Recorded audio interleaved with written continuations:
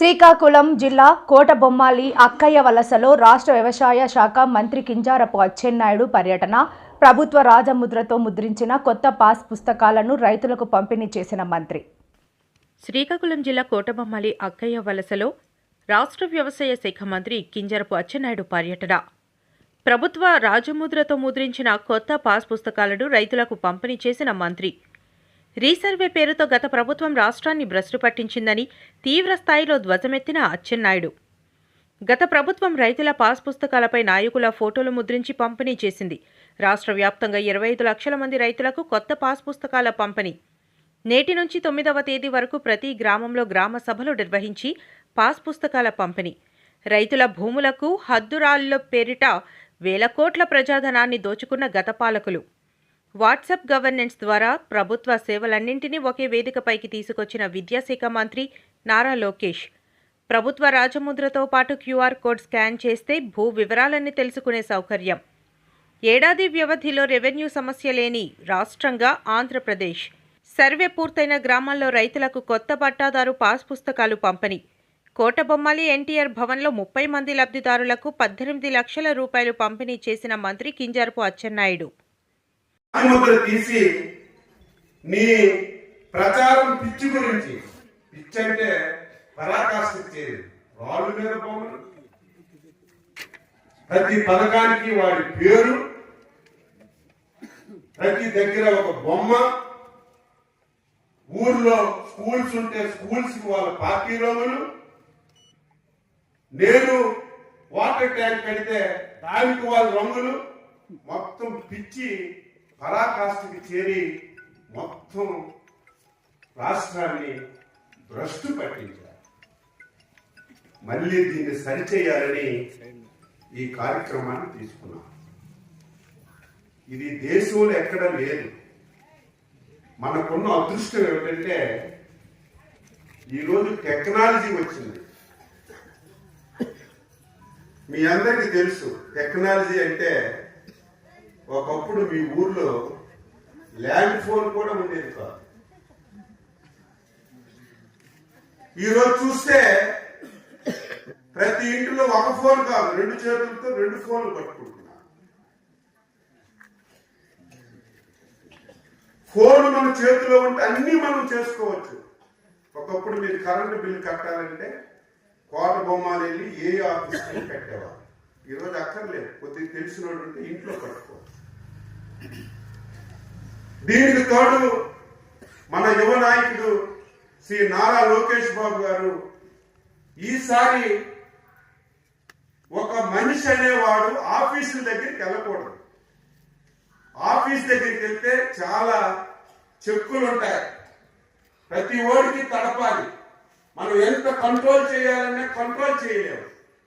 అందుకే మీరు ఆఫీస్కి వెళ్ళకుండే మీరు సదుపాయాలు పొందొచ్చని వాట్సాప్ గవర్నెన్స్ తీసుకొచ్చింది.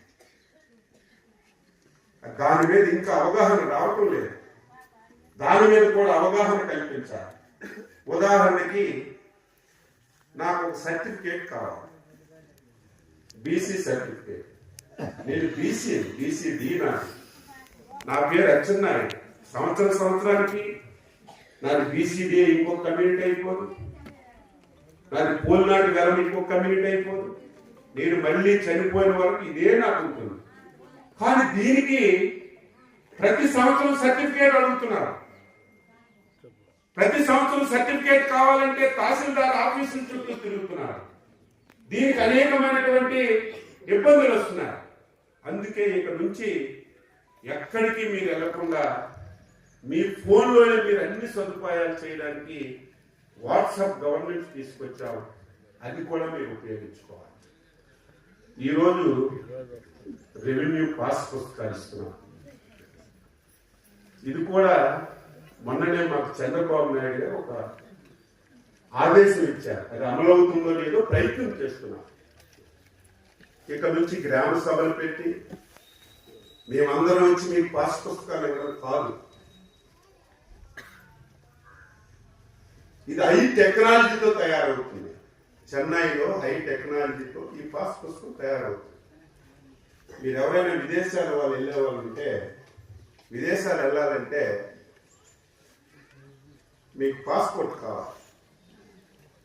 పాస్పోర్ట్ అంటే వెళ్ళడానికి మనకి పెర్మిషన్ అది ఇవ్వాలంటే ముందు అప్లికేషన్ పెట్టుకుంటారు, పోలీసులు ఎంక్వైరీ అవుతుంది, తర్వాత ఆఫీసు వాళ్ళు వస్తారు, అన్ని ఫార్మాలిటీస్ అన్ని పూర్తి చేసిన తర్వాత మన దగ్గరికి ఎవరు తెచ్చేవారు రిజిస్టర్ పోస్ట్లోనే ఆ పాస్పోర్ట్ మీ ఇంటికి మీకు ఇస్తారు. రేపు రెవెన్యూ పాస్ పుస్తకాలు కూడా అన్ని ఫార్మాలిటీస్ అయిపోయిన తర్వాత డైరెక్ట్ గా ఎక్కడైతే ప్రింట్ అవుతుందో అక్కడ నుంచి డైరెక్ట్ గా మీ ఇంటికే రిజిస్టర్ పోస్ట్ లో పంపించాలని ముఖ్యమంత్రి గారు ఒక ఆలోచన చేస్తున్నారు. మధ్యవర్తులు లేకుండా నేరుగా కార్యక్రమం చేయాలని. ఇది అమలైతే మనకి సమస్యలన్నీ కూడా పరిష్కారం అవుతాయి. దానికి కూడా ప్రయత్నం చేస్తున్నాం. ఈరోజు ఈ పాస్ పుస్తకం ఇందులో చాలా సింపుల్. ఒక రైతు ఫోటో ఉంటుంది, పేరు ఉంటుంది, ఎంత భూమి ఉంటుందో ఇందులో రాస్తాం. మీకు తెలుసో లేదు, తహసీల్దార్కి అధికారాలు లేవు, ఆర్టీఓలకు లేవు. ప్రభుత్వంలో కంప్యూటర్కి అవుట్ సోర్సింగ్ ఉద్యోగి ఇచ్చారు. ఆయన ఏం చేసేవాడు, నీది నాకు నాది నీకు, కంప్యూటర్ దగ్గరికి వెళ్ళి కూర్చుంటే నాకు ఒక సెంటు భూమి లేకపోతే 10 సెంట్లు 20 సెంట్లు ఎకరా కూడా రాసిన సందర్భాలు. అది మనకి మారిందో లేదు తెలియదు. నువ్వు నేనేమనుకుంటా, నాకు ఎకరా భూమి ఉంది, హాయి ఉన్నాను, నాకేంటి అవి అడిగేవాడు ఏంటి నువ్వు అనుకుంటా. రికార్డులో చూస్తే